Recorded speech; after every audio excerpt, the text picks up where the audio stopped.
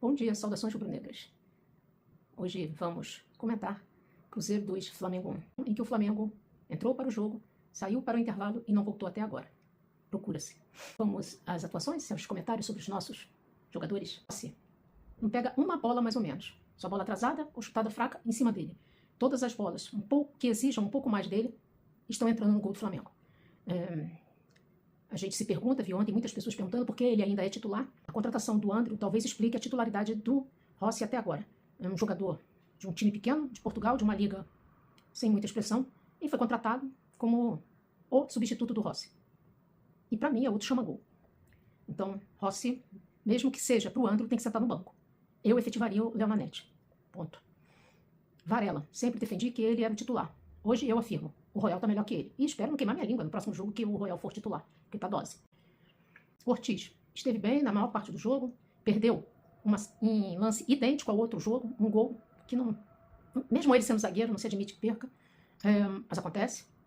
Num segundo tempo de destempero absoluto do time do Flamengo, teve um lance em que ele acreditou na lenda de que ele é o camisa 10 da zaga e se lançou ali pelo meio de campo, foi até quase a entrada da área do Cruzeiro, sem sentido algum aquele avanço dele, perdeu a bola e quase deixou a gente numa situação complicada. E o último lance do gol foi infeliz. A bola bateu nele e desviou do goleiro. Danilo. Eu reconheço hoje que o Danilo foi muito bem, ao contrário do que ele tinha ido contra o Mirassol, que ele errou quase tudo. Ele foi muito bem e devemos reconhecer, zagueiro do Flamengo que joga pelo lado esquerdo, quando o Ayrton Lucas é titular, sofre, paga penitência e já pode sair de campo pecando, traindo a mulher, blasfemando, fazendo o que quiser, porque já pagou os pecados dentro de campo. Mas o Danilo foi bem. Ayrton Lucas, esse infeliz, maldita hora que isso veio para o Flamengo. Porque tá lá, há não sei quantos anos, só fazendo merda, um cara inútil, uma aberração genética. Nenhum geneticista, nenhum médico, nenhum cientista é capaz de explicar a aberração que é um cara sem cérebro chegar à vida adulta e se tornar jogador de futebol e ficar tantos anos no Flamengo.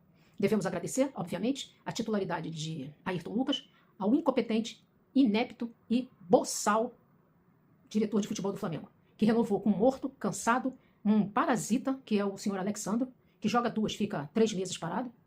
Se a gente for botar na ponta do lápis, quantos jogos jogou o senhor Alexandro nos últimos 6 meses pelo Flamengo? Não deve dar 3. Então é um absurdo ter renovado com esse cara, um jogador caro e inoperante e inútil, imprestável. E com isso temos o senhor Ayrton Lucas, vulgo Beijinho, como titular. Um cara omisso, preguiçoso, indolente, burro pra cacete. Todos os lances, se vocês repararem os lances de todos os jogos em que ele é titular, ele sempre se afasta do lance. Ele sempre transfere a responsabilidade pro Lino, pro zagueiro, pro volante. Ele se afasta da bola, ele se afasta do cara que está mais aberto do adversário. Ele entrega a responsabilidade que é dele de marcação. Ou seja, é um safado, um vagabundo. 0 à esquerda ainda tem valor, né? Porque a gente ainda fala 0, não sei o quê. O Beijinho não serve nem para vir antes da vírgula. E foi dele, e é dele a responsabilidade pelo gol da vitória do Cruzeiro. E a responsabilidade dele em campo é do senhor Boto e do senhor Leonardo Jardim, que outro dia estava elogiando ele, como se craque fosse. Então era melhor improvisar o Varela ali, botar o garoto, jogar com 10. Eu preferia jogar com 10 do que com Beijinho de titular. Eric, um cara que está precisando descansar, está cansado porque é um cara que se entrega 150% em cada jogo. Ontem não foi diferente. Ao final do primeiro tempo, percebi-se que ele já estava extenuado. Paquetá. Eu não vou entrar no mérito se o Paquetá valeu o investimento, não valeu, se o dinheiro foi bem gasto, foi mal gasto. Eu vou entrar no mérito da atuação do Paquetá ontem. Sofrível, deplorável, irreconhecível e digno de muitas críticas. Porque o Paquetá ele foi preguiçoso, ele foi negligente, ele foi displicente, ele foi... parecia que estava jogando de má vontade. O que está vendo, Paquetá? Você não disse que precisava do Flamengo? Aí o Flamengo precisa de você e você não está correspondendo. O jogador que ficou cavando falta, levou um soco na nuca, levou. Mas vai ficar lá estirado enquanto os caras estão atacando, o juiz não marcou nada?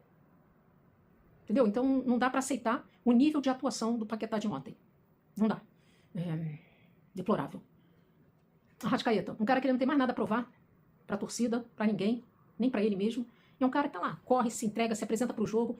Nos minutos iniciais do segundo tempo, ele estava lá na lateral direita, tomando bola, ajudando o Varela na marcação. Percebe isso, Paquetá? Se liga, meu filho. Se liga no exemplo do Arrascaeta. O Tita era um jogador polivalente, era um jogador de um talento considerável. Mas o Tita, ele cismou na cabeça idiota dele de que ele tinha talento suficiente para jogar no lugar do Zico. no time que o Zico era o capitão. Agora eu pergunto, qual é o técnico que, no controle das suas faculdades mentais, deixaria sem jogar na posição um cara que fosse melhor que o Zico? É isso, Paquetá? Você quer jogar no lugar do Arrascaeta? Prova que pode. Até agora você não provou nada, você não provou nem que você pode jogar no time titular do Flamengo. Hoje você é reserva. Carrascal, é um jogador que vale quanto pesa ou pesa quanto vale? Nada. Improdutivo, inconsequente, a gente já teve várias provas da inconsequência dele. É um cara que perdeu um gol que não se pode perder, indecisão, porque eu já falei, até o final do campeonato, toda a rodada vai ser uma decisão. A não ser que o Flamengo continue nessa toada e entregue o campeonato antes, no final do mesmo. Então o Carrascal, ele é improdutivo, inútil, incapaz de fazer algo realmente que a gente acha que vale a pena o que ele recebe por mês. Eu não quero saber quanto é, não vale nada. O Carrascal e o Plata, eles têm a dualidade da saudade. Quando o Carrascal está em campo, a gente sente saudades do Plata. Quando o Plata é escalado ou entra no segundo tempo, a gente morre de saudades do Carrascal. Dá para entender? Então, é isso. Pedro.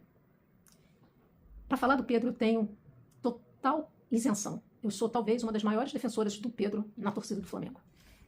E o Pedro, ontem ele foi negligente, ele foi egoísta, ele foi incompetente nas finalizações. Ele teve 3 claras situações de gol e fez uma. Quase que o goleiro pegou, mas quase não é nada. Ele fez um gol. Mas as outras 2 ele perdeu bizonhamente. Uma ele deu um peteleco pela linha de fundo. Aí, Pedro, eu só tenho para te dizer o seguinte. No jogo anterior, você não fez gol, mas você foi genial. Você deu 2 assistências de almanaque, inesquecíveis. Talvez se você tivesse feito um gol como você fez no jogo de hoje, mesmo que o Flamengo tivesse vencido, você não seria tão lembrado como aquelas 2 assistências geniais que você fez no jogo seguinte. Então, nem sempre o mais importante para o time é o Pedro fazer gol. É o Pedro ser eficiente e colaborador, participativo. Tá? Pedro demorou a ser substituído porque o técnico da gente ele não tem a leitura de jogo dele, é em braille e está longe o livro. Né? Samuel Lino. Eu tenho dó do Samuel Lino, porque ele joga pra caramba. Tem sido, na minha opinião, o melhor jogador do Flamengo nos últimos meses, mesmo antes da Copa. E o cara tem que se desdobrar para ajudar aquele acéfalo do Beijinho. Que o Beijinho se omite, deixa para ele marcar e o cara tem que dar carrinho, virar meme, entendeu? Porque o inútil acéfalo tá lá, fingindo que joga e atrapalhando o time. Lino e Arrascaeta, depois que saíram, o time caiu por completo. Já estava mal na volta do segundo tempo, mas com a saída dos 2, que estavam cansados porque correram pelos outros, o time acabou de se desencontrar com as substituições malucas desse técnico incompetente. O Jorginho entrou e acabou tendo que jogar sozinho no meio de campo, porque Carrascal e nada é nada.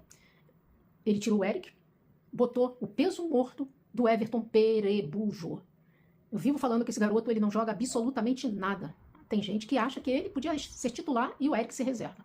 É um cara que ele não acrescenta nada em jogo nenhum que ele entra. É fraco. Não tem sentido de marcação, posicionamento, passe. É um desastre absoluto. O Flamengo precisa de volante, sim. E tirando o Eric, tem quem? Jorginho não joga naquela ali, não. Aí, botar o Jorginho ali é sacrificar um cara de 34 anos e podar as possibilidades que ele tem de ser mais eficiente na organização do time. O Everton Araújo tem que ser dispensado rápido.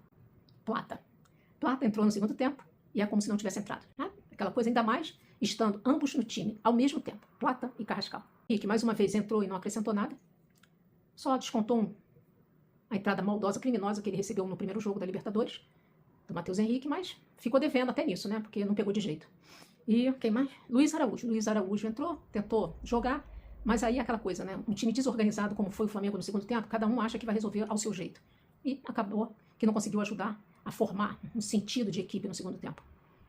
O Leonardo Jardim é mais uma fraude lusitana no Flamengo, mais uma, dentre tantas outras que já passaram depois de JJ, esse sim, único, que até o diretor é uma fraude. Né? E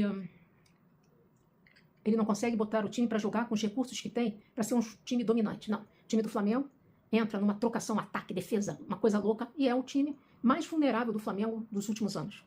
O Flamengo toma gol de todo mundo, de qualquer lugar, a qualquer hora do jogo, a qualquer momento do jogo, porque é um time que não sabe se defender. O técnico quer botar o Flamengo como um time defensivo, um time que nunca jogou como um time defensivo. E ele não treina o time para jogar dessa forma, nem o time vai conseguir jogar da forma que ele quer. Então, não sei aonde o Flamengo vai chegar nos campeonatos que está disputando, mas vamos precisar muito do talento individual dos nossos jogadores, de noites iluminadas como nós tivemos no Maracanã na última quarta-feira. Que se depender da organização tática do time, Saudações rubro-negras.